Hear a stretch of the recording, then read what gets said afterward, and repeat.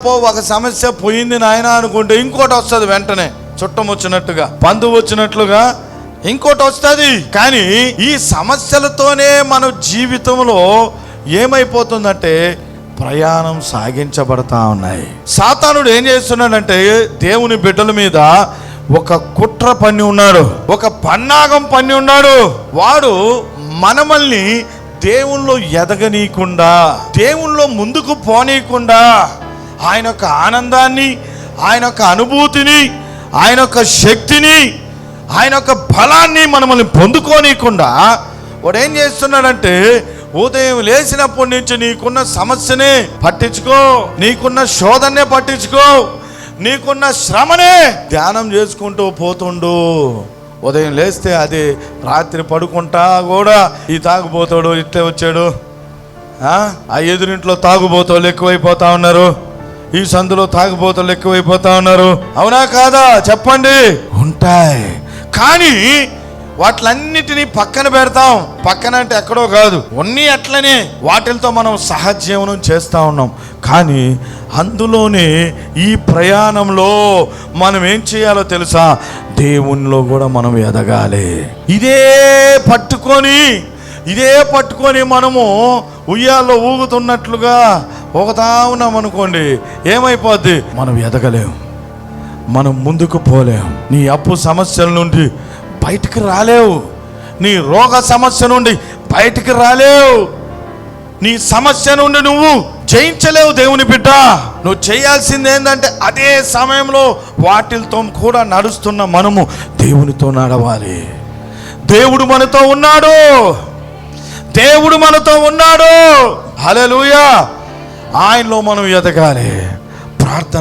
ప్రార్థన దేవుని వాక్యం, నీ భారము యెహోవా మీద మోపము, ప్రయాసపడి భారం మోస్తున్న సమస్త జనులారా నా యొద్దకు రండి అని యేసు ప్రభు పిలుస్తా ఉన్నా. నా కుమారుడా నా యొద్దకు రా, నా మీద నీ కాడి ఎత్తుకొని నడువు, నీకు విశ్రాంతి దొరుకుతుంది, నీ ప్రాణాలకి నెమ్మది దొరుకుతుంది.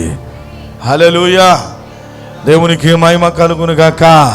ఇదే మైండ్లో సాతానుడు అనేక మందిని ఏం చేసి ఈ సమస్యల్లోనే అధిగమిస్తున్నాడు. కానీ వాళ్ళు ఎదగలేకపోతా ఉన్నారు. నాకు ఇల్లు లేదే, నాకు ఉద్యోగం లేదే, ఈ భారం ఎట్లా, ఇదే అయిపోతుంది ఉదయం లేచినప్పటి నుంచి.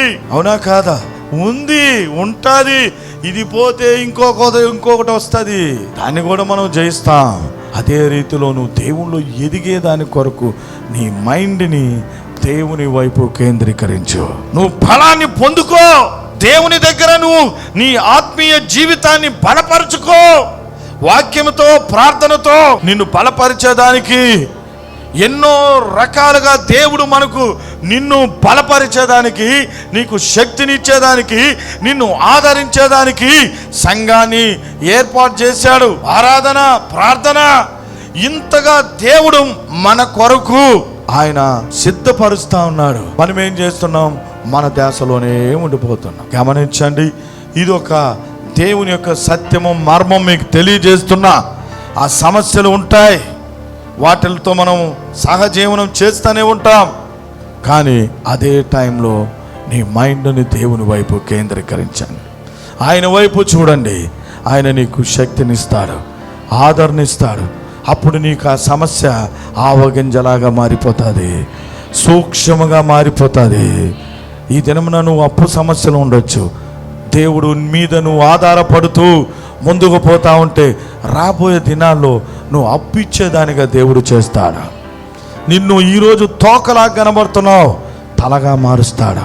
ఈరోజు నువ్వు క్రిందిగా ఉన్నావు, దేవుడు తప్పకుండా పై స్థితిలో నిన్ను ఉంచుతాడు. ఆయన నేను చెప్తున్న మాటలు కాదు, దేవుని మాటలు, దేవుని వాగ్దానం. హల్లెలూయా. ఈ భూమి మీద మనము ఒక సూపర్ నేచురల్ జీవితాన్ని మనం చేయొచ్చు. ఒక సూపర్ నేచురల్ లైఫ్లో మనం బ్రతకొచ్చు. మనం ఎవరితో కలిసి అంటే దేవాది దేవునితో కలిసి, మన ప్రభుతో కలిసి. Our God supernatural God. Hallelujah. ఆయనలో పాపం లేదు, ఆయనలో అపవిత్రత లేదు, ఆయన పరిశుద్ధుడు, నీతిమంతుడు. యెహోవా ఎన్నటికి కూడా మన పట్ల దుష్కార్యము చేయడు. ఆయన అన్యాయం చేసే దేవుడు కాదు. ఆయన మంచి కార్యాలు చేసే దేవుడుగా ఉంటాడు. హల్లెలూయా. వాటిని ఒక పక్కన పెట్టుకొని ఇంకో పక్కలో దేవునితో మనం నడుస్తూ నడుస్తూ నడుస్తూ ముందుకు పోతాం. దేవుని శక్తితో అవన్నీ తొలగిపోతూ ఉంటాయి, వస్తూ ఉంటాయి, తీసి పడేస్తూ ఉండాలి. మనం వాళ్ళు ఎత్తుకొని వెళ్ళి ఆడో పడేస్తూ ఉంటారు. మీ దగ్గర ఉంచుకోకండి, కంపు కొడుతుంది, వాసన, ఇబ్బంది, అంతే కదా. ఎంతమంది అలా చేస్తారు?